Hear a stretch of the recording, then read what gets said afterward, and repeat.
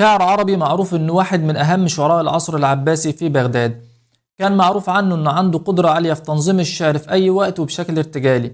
اتولد في قرية اسمها قرية عين التمر سنة 747 ميلادية، والقرية دي كانت قريبة من المدينة، ويقال انها قرب الانبار وغربي مدينة الكوفة. كان شغال مع والده في صناعة الفخار، وكان بيبيع الفخار في أرجاء الكوفة. وأثناء عمله في صناعة الفخار بدأت موهبته في الشعر في التطور، وله قصائد عديدة، منها قصيدة إن الطبيب بطبه ودوائه، الذي قال فيها: إن الطبيب بطبه ودوائه لا يستطيع دفاع مكروه أتى، ما للطبيب يموت بالداء الذي قد كان يبرئ منه فيما قد مضى، ذهب المداوي والمداوى والذي جلب الدواء وباعه ومن اشترى.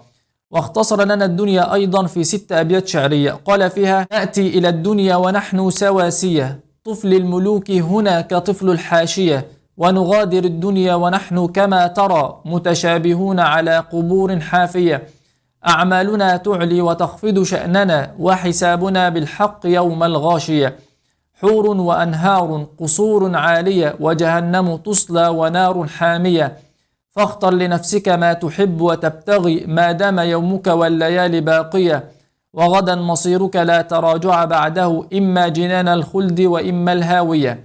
من هو هذا الشاعر؟